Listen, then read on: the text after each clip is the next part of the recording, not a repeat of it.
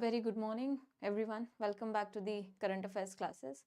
I hope you all are doing well, and we are going to start with 27th November of news analysis from today.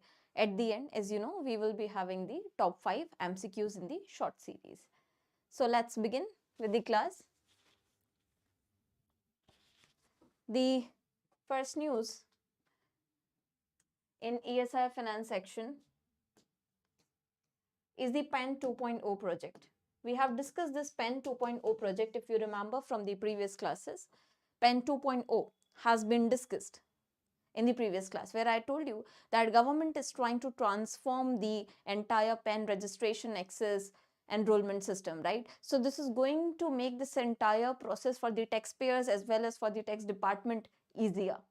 Okay, so PEN 2.0 is transformative initiative which is to modernize the taxpayer registration through advanced e-governance. For example, it will be having QR codes which can be readily verified, can be readily scanned to verify the identity in few fraction of seconds, right? So this is going to be there, and finance ministry's initiative it is, where they are trying to revolutionize the existing system by integrating all the PEN and TEN services into a unified portal.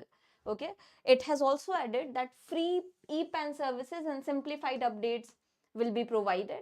And one more thing, old PAN card holders, they need not worry, as the existing one, they are not required to apply for a new PAN under the upgraded system. So it is not a cause of worry for everyone, because if you are existing PAN card holder, you need not say apply it for the modernized one. That existing one will be in use, right? So need not worry about that. But the upcoming PAN cards will be modernized with the international standards as well. The next news which we have is US Security Exchange Commission. So US's Securities and Exchange Commission, it has approved establishment of 24-hour stock exchange. Remember, it has approved this application of 24-hour stock exchange. It was applied by the New York Stock Exchange. So effectively not exactly 24 hours, but 22 to 23 hours it is going to be open.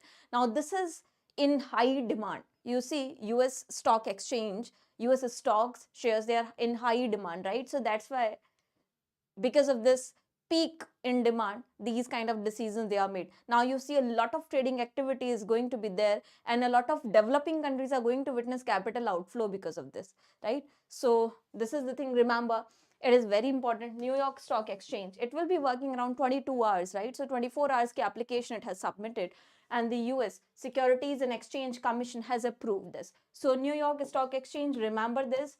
This is first time that any such stock exchange will be working for almost 24 hours. Generally, they don't work for the entire day, right? Then Indian government is planning to amend insurance laws in the ongoing parliament session. Why? They want to bring unified license for all the insurers. Unified license for all the insurers, and also they want to raise the FDI limit to 100% from the existing 74%. If you were there in the ESI impacting insurance classes of IRDAI, you know we have discussed this thing a lot of times, that how much is the present FDI limit allowed in the insurance sector of India. So presently it is 74%, but government is planning to increase this to 100%. Let's see. So that would bring in more foreign capital or additional capital into this sector. Okay, let's see this. It is not happening yet, but the proposal is this. Then according to the Swiss Re Institute report, Swiss Re, you know, is a very important global insurance reinsurance company. So according to this Swiss Re Institute, a single license for insurers and a higher FDI limit, they could boost investments and also improve the insurance penetration in country. If you were there in my offline batch, in my Zoom classes in IRDAI, so you know we have discussed this thing, what is insurance penetration density, and we have seen that India's insurance penetration and insurance density is quite low than the global average, right? So we need to improve upon them, upon these indicators, so that we can also capitalize upon the demographic dividend phase we are going through basically. But for that, you need to make out the entire process easier. So unified registration or license, that would make the process easier. And more of funds will help all these insurance agents and companies devise, say, innovative products, more technology driven products, more demand based products. These kind of things can be there. Then another important fact which we have here is data shared by Finance Ministry. According to this data, the write-offs, loan write-offs which have been there, so Indian banks, they have written off almost 1.7 trillion rupees in loans in financial year 23-24. Remember, 1.7. But this was the lowest loan written offs. This is important. These loan written offs in financial year 24, these were the lowest in last 5 years. That's why this becomes important. Now, what is a loan write-off? Loan write-off is when, say, there is an NPA and bank has been trying to recover it, but now it seems that it cannot be recovered. It is almost, say, very impossible to recover it. Say more than 90 days delay. Now they write off it from the balance sheet. That means they clear it off from their balance sheet. Now, this is not that the liability reduces from the side of the borrower. No, the borrower is still liable to pay this. Remember that. Okay. Write-off does not mean waive off. There's a difference between writing off and waiving off the loan. It is not waiving off. It is writing off. So the borrower is still liable to pay, but then banks, they clear their balance sheets. Why? A lot of reasons are there. Just for proper financial accounting of the balance sheets, all these assets, liabilities, financial accounting standards को maintain करने के लिए. Second reason, when they write off these loans, they can also claim the tax deductions. So it reduces their tax liabilities. A lot of benefits are there. So this write-off has been lowest. Now that shows what? That shows that NPA is falling, right? Because you write off when it is irrecoverable. Isn't it? Getting my point? So if you are writing off less loans in past 5 years, that shows more improvement in terms of balance sheets, in terms of good quality loans or assets provided by the banks. Right? So fall in GNPA or NNPA is a good indicator. Then one more important fact, actually two important facts which you need to remember here is, among the public sector banks, which bank has been the highest in writing off these loans? So your PNB, Punjab National Bank, remember, has written off the maximum amount of loans. Then in the private sector, you see HDFC has written off the maximum amount of loans. So in private sector, you have HDFC writing off the maximum amount of loans. So you can remember these two information. In public sector, PNB. In private sector, HDFC has written off the maximum amount of loan. Then you have the domestic rating agency, India Ratings and Research. It has forecasted that the government will be able to register a fiscal deficit at 4.75% in 25 financial year, which is 0.19% lower than the budgeted fiscal deficit. Now, the revenue expenditure excluding subsidies will be 0.12 of the GDP, lower than the budget estimate. So, fiscal deficit, if it is going closer to the target, that is a good indicator. Why? You all know what is fiscal deficit first of all. When the total expenditure of the government is more than the total receipts. Now, why do we have to keep this fiscal deficit within a limit? So, we have FRBM Act for that, Fiscal Responsibility and Budget Management Act. Now, this FRBM Act 2003-4 specifies how much fiscal deficit as the percentage of GDP should be there. Why? Because higher fiscal deficit means what? If your expenditure are more than the borrowings, you have, say, total borrowings as higher, right? So the taxpayer money goes into paying off that borrowing or that loan, which is not productive. So if you have fiscal deficit, lower fiscal deficit, then the money coming to the government will be used in productive industries, economic projects, infrastructure, capital and making projects, right? Infrastructure related projects. So this is the thing. And as per the FRBM Act, you all know 3% of the GDP it should be. But still 0.5 ka escape clause bhi hai. You can deviate by 0.5%. But we are moving closer to the fiscal deficit. That is a good indicator. Moving on to regulatory bodies news. Regulatory bodies mein we have RBI introducing guidelines, okay. So this is not introducing right now. RBI has introduced guidelines regarding the PACBs, Payment Aggregator Cross-Border Entities. What are these PACBs? Payment Aggregator Cross-Border Entities. These are entities or companies which have got license or permission from the RBI to facilitate your online payment, right? So they provide you online payment facilities for say exports, for imports. So export import activities के लिए who facilitates these online payments, they are facilitated by your payment aggregator cross border entities. Accordingly, 4 such entities they have received license so far. So this really becomes important. All right, remember which are those four entities which have received the license to work as these PACBs. So these 4 entities are just 4 companies are Cash Free Payments, then you have Amazon Pay, then BillDesk, as well as the Aid in India. Remember these 4 names: Cash Free Payments, BillDesk, Amazon Pay, and Aid in India. These are only the 4 entities which have received license to work as payment aggregator cross-border entity from India. Okay, remember that.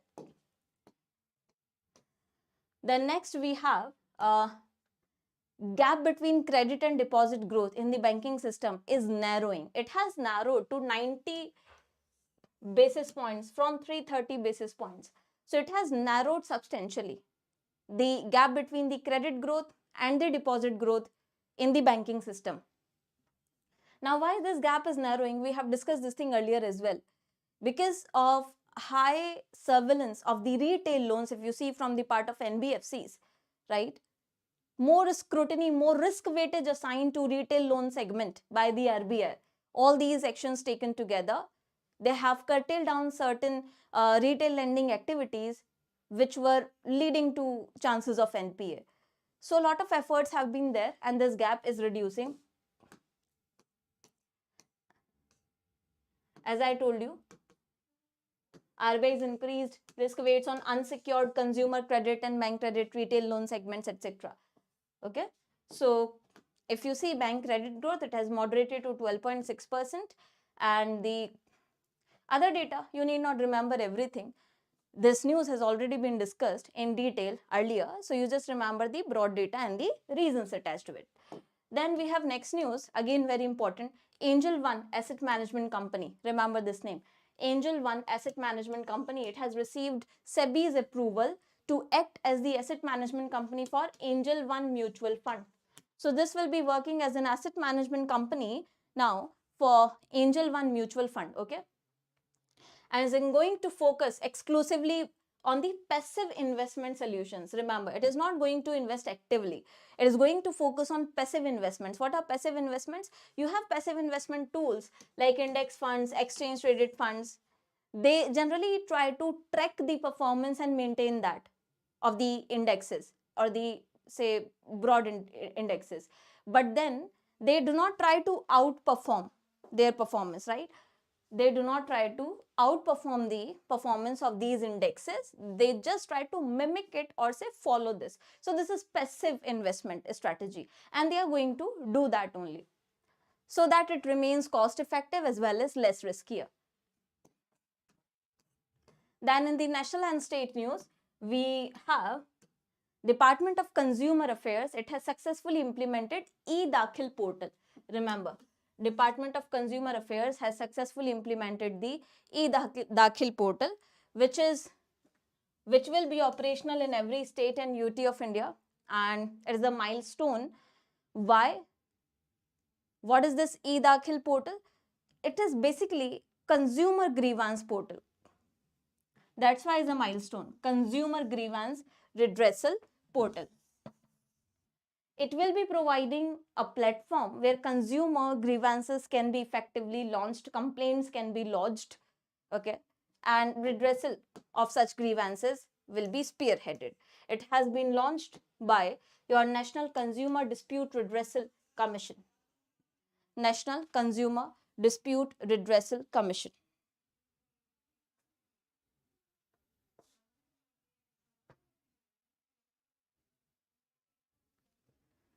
So remember this e-Dakhil portal. Then next we have is the National Green Tribunal.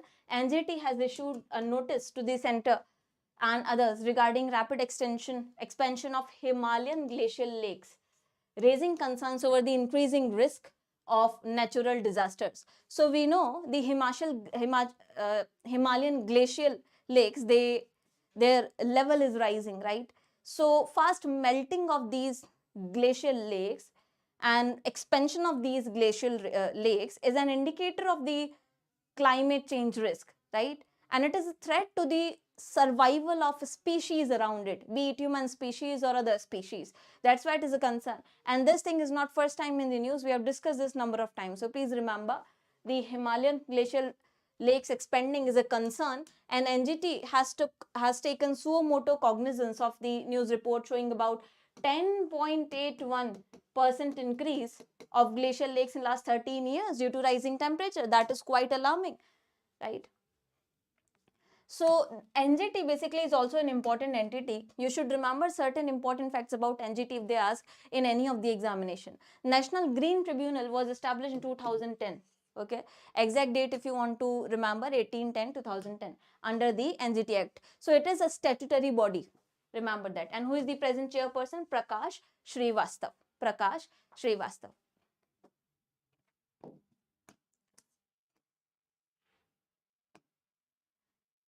Then we have 26 November, Honorable President Draupadi Murmu has released two versions of the Indian Constitution. So 26 November, on the occasion of the Constitution Day, this becomes really important. Two versions of the Indian Constitution, the Maithili and the Sanskrit. Remember these two languages. So Maithili and Sanskrit versions of Indian Constitution have been launched. Okay.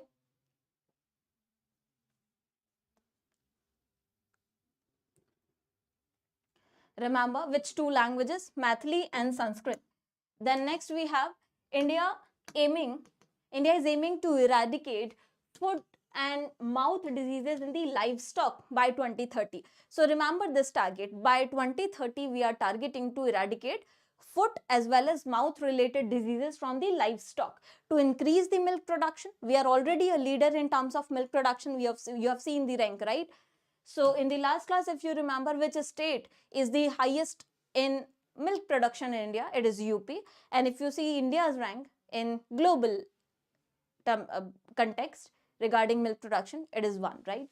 So dairy exports we can boost if we have surplus milk production. So that is going to add to India's total exports. That's why we want to eradicate these diseases from the livestock by 2030. Remember that. Because these kind of diseases, they lead to low milk productivity in the livestock. Then moving on to the state news. So we have a national postal exhibition in news. Postal exhibition. The name is BIPEX 2024. Remember, BIPEX 2024. This is National Postal Exhibition. Okay. And it has started in Gyan Bhavan Auditorium, Patna, Bihar on 28th November. Inaugurated by Governor of Bihar. It is a 3-day exhibition which is exhibiting the rich history of postal culture of Bihar. That's why it was in news. So remember, BIPEX 2024 is what? Postal, national level postal exhibition. The next news is Nagaland CM has launched economic empowerment initiatives for the state, where you have Yura Cab, Nagaland Tourism Connect, Hornbill Edition, Digital Piggery Insurance. All these initiatives have been launched to aid to the state economy. Now, one important thing among all these, apart from you have 90 new fleet of vehicles introduced under Nagaland Tourism Connect, Hornbill Edition.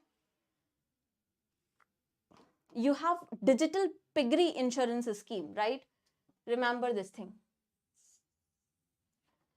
Digital Piggery Insurance Scheme. This is going to be important. This is the state which has launched. Nagaland is the state, and this is first app-based digital piggery insurance scheme. Now this is what is going to provide insurance for the pig, to the people, families who are rearing pigs, right? So pigs, they are an important part in the state of Nagaland, important part in the local economy of the Nagaland, right? So that's why this insurance becomes important. Remember which state Nagaland has launched this.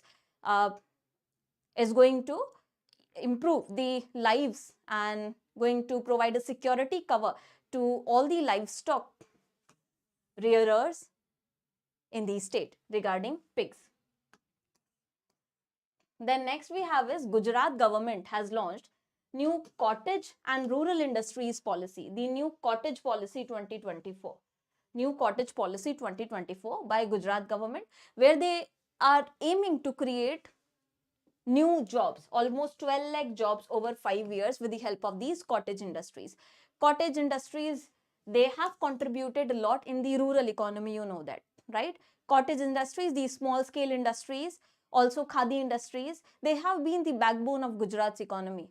If you see, Mahatma Gandhi has also been focusing upon that when he was fighting for the freedom of India, right? So this approach has been there where you want to develop cottage industries. Why? Is going to provide employment to the grassroots level, and that employment opportunity is going to enhance income level of the people and going to aid to the national economy. Under this, they want to maximize the loan amount under your Shri Vajpayee bankable scheme, which provides self-employment to unemployed persons in the urban areas of Gujarat. Okay, and the loan amount, it has been increased from 8 lakh rupees to 25 lakh rupees. Okay, this loan amount will be provided for such people want to engage in cottage industries, etc. So this is the thing. Then we have Jammu Kashmir government launching online right to information portal. So Jammu and Kashmir government has launched online RTI portal developed by your NIC, National Informatics Center. Now it will be easily accessible and there will be easy submission of any ITR, etc. from the state. People can also track their applications, etc. Then international news mein we have WHO announcing 10 projects of worth ₹2 million towards improving pathogen genomic surveillance and understanding disease threats. So this project of WHO with $2 million wants to understand more of pathogen genome. What are these pathogens? Pathogens are basically vectors, say virus, bacteria, etc., which causes a disease. Okay, so they carry the disease in the host and then they spread it. So they want to study these so that diseases can be understood in better manner and can be cured. And remember this fund, $2 million fund, it will be hosted by United Nations Foundation and will be supported by Bill and Melinda Gates Foundation, the NGO as well as the Rockefeller Foundation and Wellcome. All these will be partners in this WHO's initiative. Moving on to MOUs, mergers and acquisitions, you have Vedanta Aluminium partnering with PwC India to bolster biodiversity conservation. How? So they are going to have advanced carbon sequestration projects.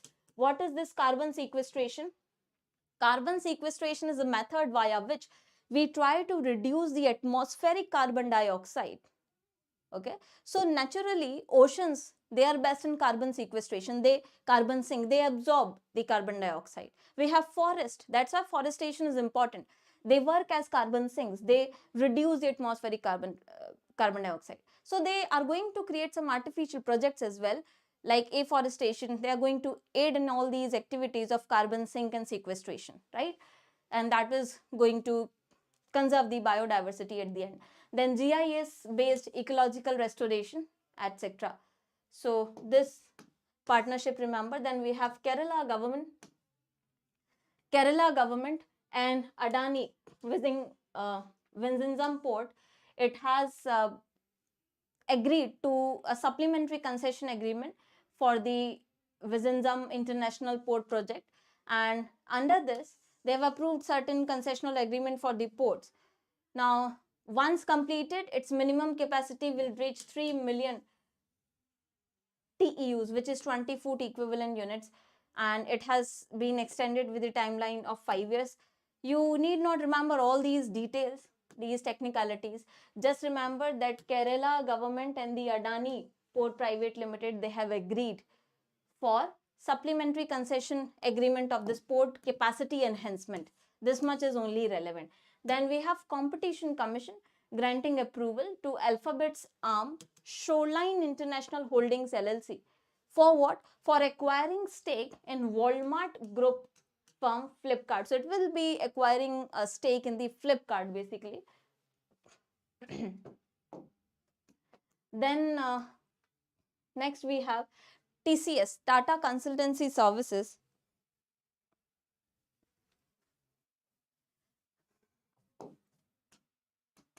So TCS has signed a 3-year contract extension of the SPERSH. What is this SPERSH stands for? SPERSH is System for Pension Administration, Raksha, for the extension of India's pension system for defense personnel. So SPERSH is a pension system for the defense personnel. That's why the extension you see Raksha at the end, right? So System for Pension Administration Raksha ke liye TCS has signed a 3-year contract for the extension of this. And this platform, if you see SPERSH, it has transformed really the pension processing of over 30 lakh defense pensioners since it was launched in 2020. So it is quite important. SPERSH, remember the full form of SPERSH, which is System for Pension Administration Raksha, right? This is pension administration for the defense personnel. Then we have Switch Mobility Automotive Limited. It has entered into an MOU with Vertello to deploy 1,000 electric vehicles across India. Okay, next 3 to 5 years. Then we have NTPC and Maharashtra State Power Generation Company Limited. They have launched a joint venture, the Mahagenco NTPC Green Energy Private Limited. Mahagenco NTPC Green Energy Private Limited for developing, operating green energy parks, solar parks, etc. in the state of Maharashtra. Overall green initiatives they will be working for. Then we have HCL Tech and Intel partnered to launch Data Trust Shield. What is this Data Trust Shield? It is a new data security service which will be provided. And it has been tested on Google Cloud, will be integrated at further hyperscales. Then science and tech mein we have very important news coming. China has successfully launched world's first self-driving satellites. World's first self-driving satellites, 2 satellites are there, have been launched by, remember which country? China. What do we mean by these self-driving satellites? See, when we launch a particular satellite into an orbit, for that satellite to move further into say lower orbits, say higher orbits, or at some other destination, you need to propel it. So that is controlled by space station or say space agencies in India, right, departments. That has to be propelled further. Now these self-driving satellites, they will not require such control. Okay, this is quite advanced technology, and these satellites are SEBI Gauging 203 and Gauging 204. Remember these names. They have been developed by the Shanghai Academy of Spaceflight Technology. And as I told you, these satellites, they automatically maintain or change their flight paths without any ground intervention. So this would be more specific word, as I have explained you. In such satellites, you do not require any ground level intervention. Okay, so this has been, China has been the first country to launch such self-driving satellites. Remember these two names, SEBI Gauging 203 and Gauging 204. Then you have Take Me to Space. Take Me to Space, a space tech firm. It is launching India's first AI lab, My Orbital Infrastructure Technology Demonstrator in space. Now, what is this lab going to do? My Orbital Infrastructure Technology Demonstrator Lab. It is going to demonstrate real-time data processing in orbits, which is going to make space-related R&D process more effective and easier to understand, right? It will be launched by, remember, ISRO's PSLV C60. PSLV C60. So this is going to aid into India's space research capabilities. Very, very important, remember, going to be launched by ISRO's PSLV C60. Then defense sector mein, we have 11th edition of your SAREX. What is this SAREX? Search and Rescue Exercise and Workshop of Indian Coast Guard. It has been there in Kochi, Kerala on 28th November. It was done and it has concluded 29 November. What was the theme? Theme would be important. Theme is enhancing search and rescue capabilities through regional collaboration. How can search and rescue capabilities can be enhanced with regional collaboration? So 11th edition of SAREX was there, remember, where they've also signed an MOU with the Indian Ocean Rim Association member states for coordinating the SAR in the Indian Ocean region in implementing all these rescue operation strategies, etc. And the Indian Coast Guard, remember, has been nominated. Indian Coast Guard has been nominated as the nodal agency for all of these SAR activities. All right, remember that.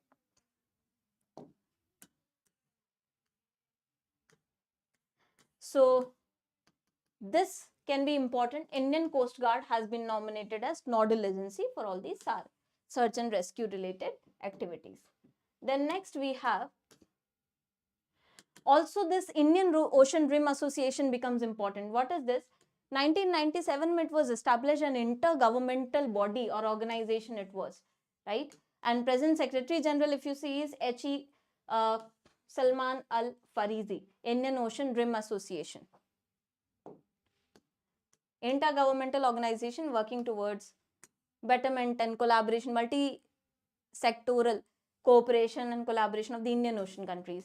Then we have the Union Home Ministry has permanently created a hub of NSG in Jammu city. Now this is going to reduce such cases of stone pelting and terror activities, etc. in the city of Jammu. So Jammu may they have created a permanent center of the NSG. NSG, you see the top security, right? NSG, National Security Guard, also known as the Black Cats. Black Cats, very powerful, very fast and very dangerous for the enemy, right? Black Cats, they are of course managed under the MHA, and headquarters, NSG's headquarters is in New Delhi, and remember who is the present Director General? Brighu Srinivasan. So this permanent hub of NSG has been established in the city of Jammu. Moving on to indices and rankings. So the Network Readiness Index 2024. Network Readiness Index 2024 report is out, which says that India has improved its position and presently India has a rank of 49. India's rank is 49 in Network Readiness Index report. Okay, so in terms of network readiness, our rank is 49. Remember that. 49th rank. But in several other categories, we have received different ranks. So overall, the rank is 49. But if you see category wise, in AI scientific publications, AI talent concentration, ICT services exports, these categories, India has a position of first position. Second rank, if say in building internet subscriptions, mobile broadband internet traffic, international internet bandwidth, isme we have second rank. Third rank in domestic market scale of AI, etc. Fourth rank in annual investment in telecommunication sectors. So we have different categories and the respective ranks, but the overall rank is 49, remember.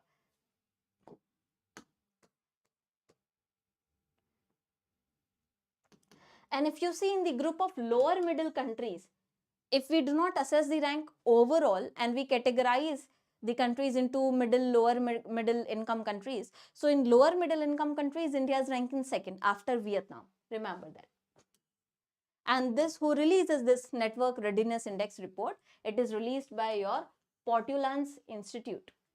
Okay, and it assesses the countries for their network based readiness and resilience and infrastructure on basis of 4 pillars. Remember the name of these 4 different pillars. These are technology, people, governance and impact. So the technology deployed, invested into, then people, then governance, impact. These 4 are the pillars for network readiness index.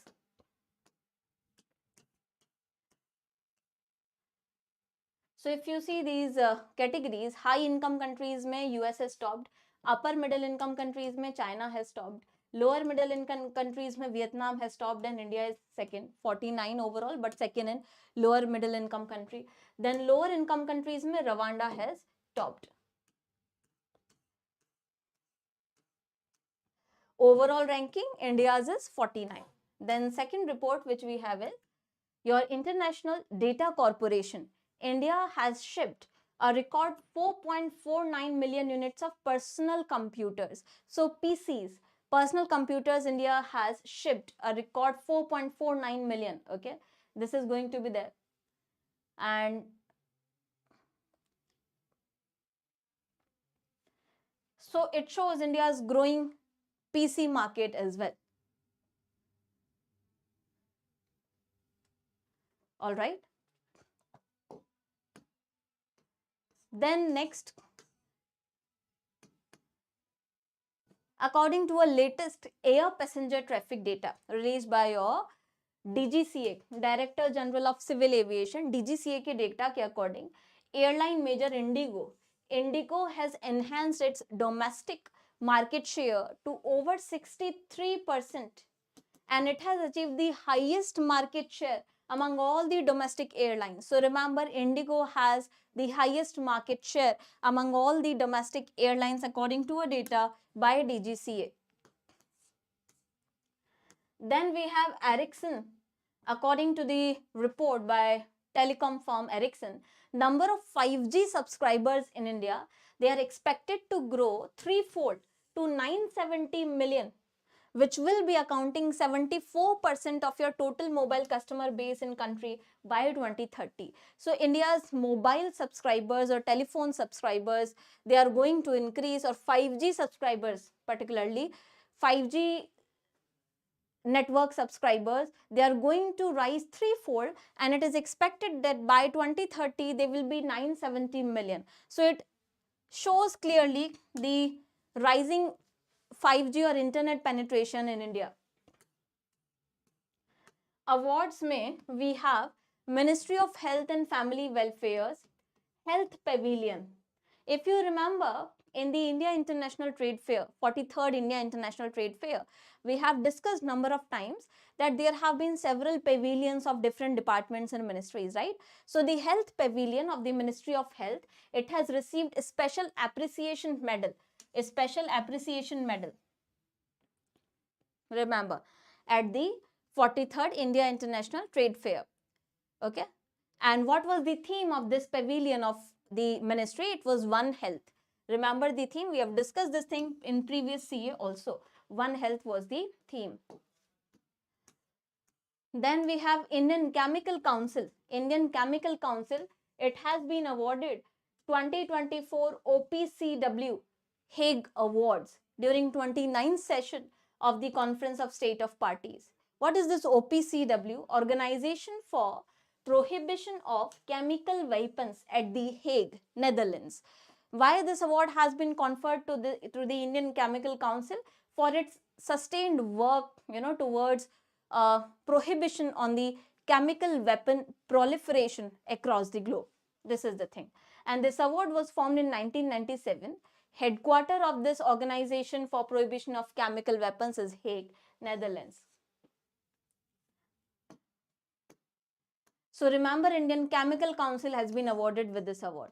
Then we have Ministry of Mines. It also had its pavilion at the 43rd India International Trade Fair. So Ministry of Mines, it has been awarded first position, gold position for excellence in display, in the display in India International Trade Fair. Remember, Ministry of Mines pavilion has received the gold or the best performing award for its display at the 43rd India International Trade Fair. What was the theme of Mines Pavilion? Minerals to milestones. Remember, this is very important. Okay, minerals to milestone.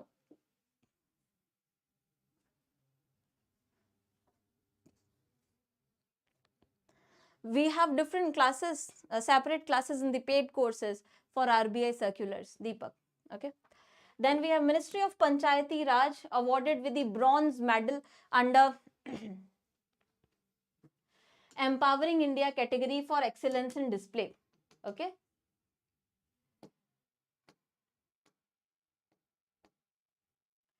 At the same 43rd India International Trade Fair, Ministry of Panchayati Raj bronze medal mila hai for good display. And what was the theme? Panchayat @ Viksit Bharat 2047 was the theme of their pavilion.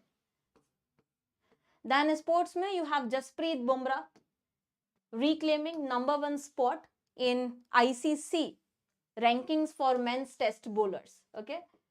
Then next, India's NADA, National Anti-Doping Agency. It has imposed a 4-year suspension on Tokyo Olympics bronze medalist Bajrang Punia. Okay, because of some drugs issue. Then doping issue.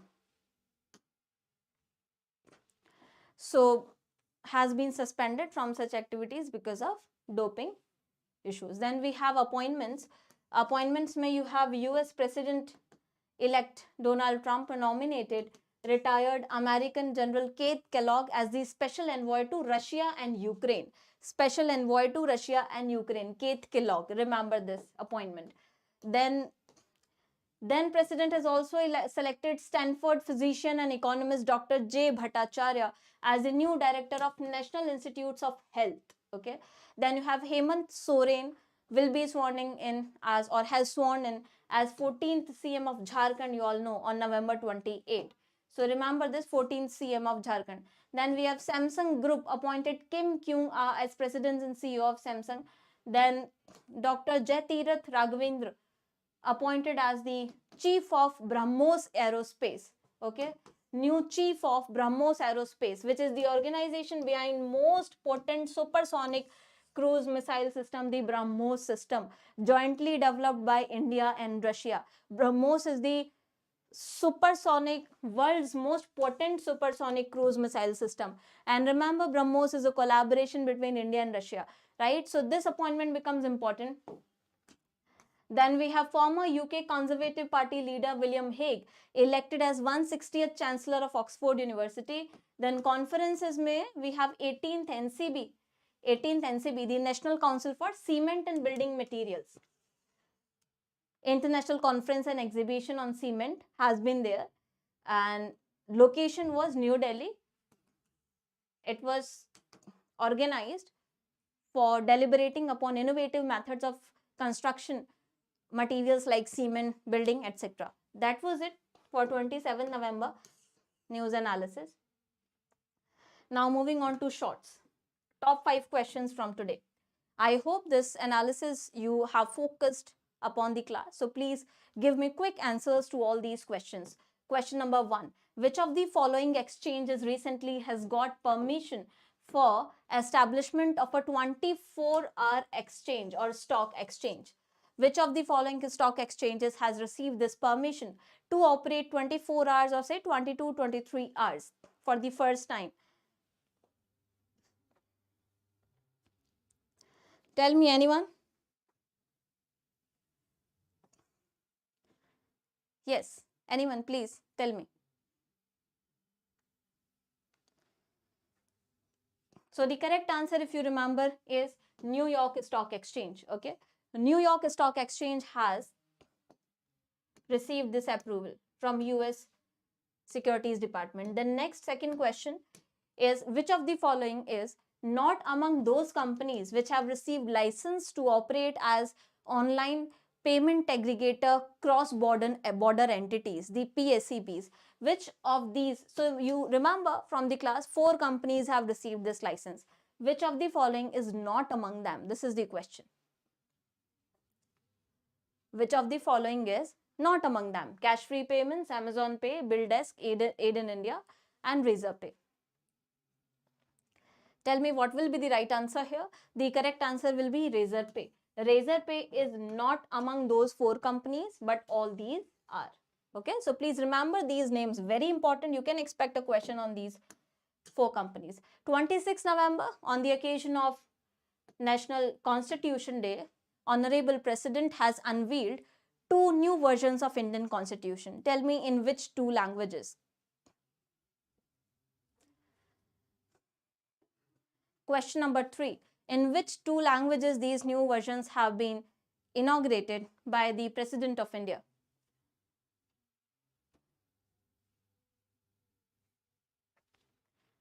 Yes, anyone? Quickly.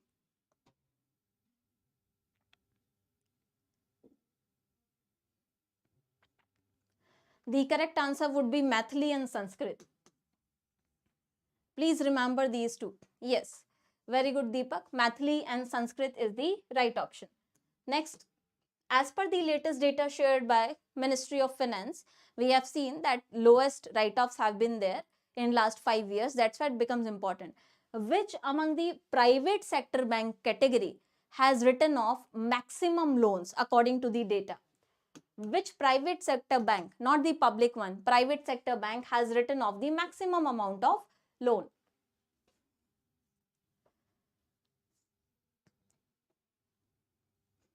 Yes, Axis Bank, HDFC, City Union, ICICI, anyone? Tell me.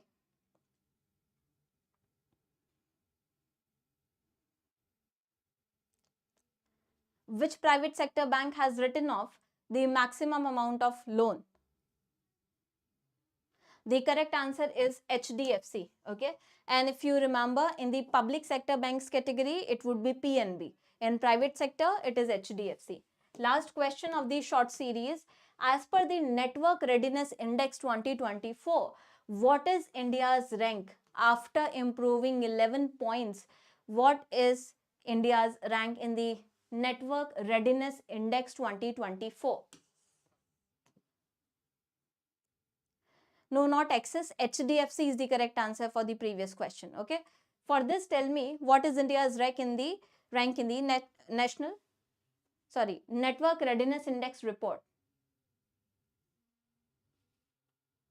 49. Very good. So B is the correct answer. 49th rank. Okay. Remember, 49th rank. And in the lower middle income group category, it is second after Vietnam. So that was it for today's class. I hope it was useful for all of you. And please go through these questions religiously and the content. These questions, they give you a hint as of what is important out of the entire document. Okay. So thank you so much. I'll see you in the next session. Till then, have a great day. Thank you.